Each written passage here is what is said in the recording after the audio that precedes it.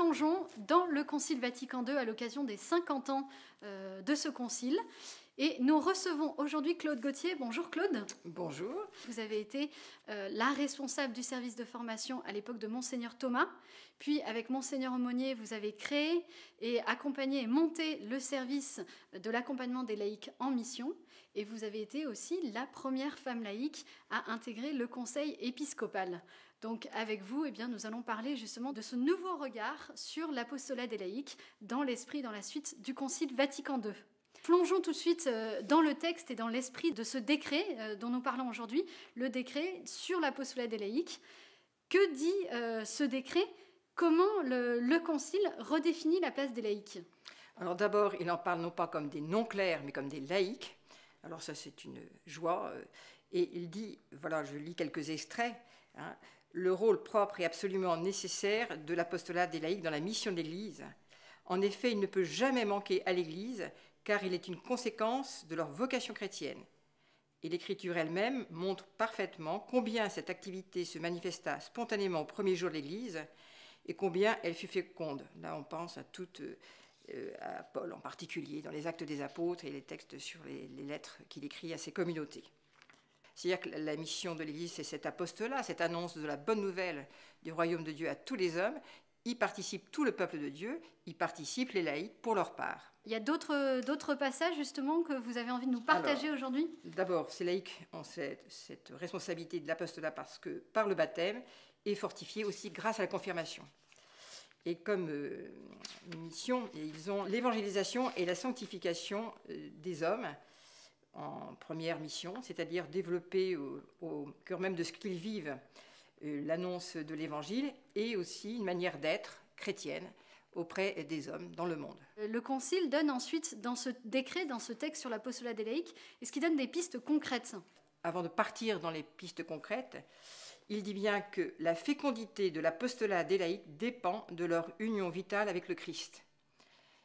Cette vie d'intime union avec le Christ dans l'Église est alimentée par des nourritures spirituelles communes à tous les fidèles. En particulier, ils vont parler donc du rapport avec l'Écriture, avec les sacrements et tout particulièrement l'Eucharistie, et ils les invitent très fortement à ne pas séparer l'union au Christ et leur vie. Donc il y a un véritable appel à l'unité de la vie, l'unité de la vie chrétienne. De la vie chrétienne, donc de faire attention à sa vie familiale, à sa vie professionnelle, aux engagements aussi dans la cité. Du coup, l'importance aussi d'exercer continuellement la foi, l'espérance et la charité, les trois dimensions. Donc, concrètement, ensuite, on comprend que ça se manifeste dans tous les domaines de sa vie. Il y a des pistes qui sont données par le Concile ? Alors, les pistes, c'était la première, évangéliser et sanctifier les hommes, comme je disais, mais aussi le renouvellement chrétien de l'ordre temporel, donc dans la vie de la cité, c'est-à-dire dans la vie professionnelle, que ce soit, et il évoque, que vous soyez marié, célibataire, veuf, l'importance d'être acteur dans la cité, pas simplement, alors évidemment, ça évoque beaucoup de choses actuellement, donc c'est important de réagir, mais c'est aussi important de s'engager continuellement, pas par à-coup. Voilà, ça je crois que c'est important. Les hommes doivent être capables de bien construire l'ordre temporel et de l'orienter vers Dieu par le Christ. Comment ça a été mis en application concrètement ces dernières années dans le diocèse ? Alors a été mis en place ce qu'on appelle les conseils pastoraux, bien sûr. Dans les paroisses ? Dans les paroisses, oui, les conseils aussi pour les affaires économiques. Et puis les équipes pastorales qui s'appellent aujourd'hui les équipes d'animation paroissiale. Donc, et puis aussi toute cette mise en place, alors je ne connais pas moi avant Vatican II, les services diocésains, c'est-à-dire l'attention à chaque dimension. Et puis ce que je connais mieux, c'était le service de formation. Il y avait un objectif particulier dans la création de ce service formation ? Alors, c'était Monseigneur Simoneau, si mes souvenirs sont bons, avec Denis Villepelé. Mais l'attention, c'était donner, nourrir ces chrétiens, donc de la doctrine, du fondement doctrinal, en théologie, en morale, en philosophie, mais aussi un peu en sciences humaines pour savoir gérer des équipes, écouter, accueillir les uns les autres. Comme disait Jean XXIII, que nous soyons la fontaine du village où il est bon pour tous de venir s'abreuver. Voilà. Qu'est-ce que vous diriez aux personnes qui aujourd'hui veulent découvrir ce texte, les textes du Concile et ce texte, justement, ce décret ?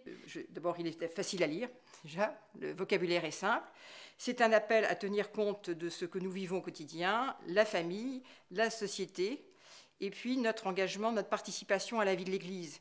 Ce qui est important, c'est la participation à la vie de l'Église, donc qui peut aller dans divers engagements, et puis certains sont même appelés à être en mission avec des lettres de mission, hein, l'engagement est divers, hein, mais aussi dans la cité. Et je crois que là, c'est important de le relire. Quelle part prenons-nous active dans ce monde où, disait Jean 23, lisons les signes des temps, lisons ce qui germe, et soyons, et c'est marqué dans le texte, ferments et lumière pour ce monde, nous les laïcs, et ayons ce souci de redonner aux pasteurs, hein, en collaboration, tous ces signes de ce monde auprès duquel nous vivons quotidiennement. Voilà. Et nous-mêmes, voilà comment aussi c'est un appel à prendre soin aussi des pasteurs.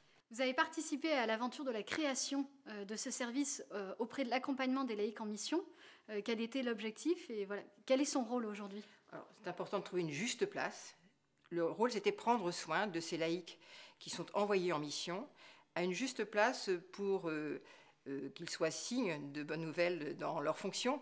Et du coup, une formation un peu au début de mission, un accompagnement pendant la mission et à la fin de l'émission. Et on a vu que c'était important de mettre pour eux en place des groupes de relecture de pratiques pastorales.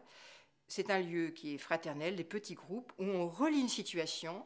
Il ne s'agit pas de règlement de compte, non, c'est une rencontre fraternelle. Et le souci, c'est de se dire, cette situation, que nous dit-elle de Jésus-Christ, du royaume, des hommes, des fins, de notre collaboration, et j'en ai peu parlé ici dans le texte beaucoup, de ce souci de collaboration avec les pasteurs. Ces lieux sont pour que des laïcs puissent se déposer, se reposer et repartir avec plus d'espérance, plus de foi dans cette venue du royaume de Dieu, voilà, plus dans la foi en Jésus-Christ et plus avec charité, fraternité. Voilà. Et là, c'est une bonne nouvelle. Donc pour moi, c'est une joie pour le diocèse d'avoir ce service qui prend soin des laïcs, mais toujours en collaboration avec les pasteurs. Ça, c'est essentiel. Merci beaucoup.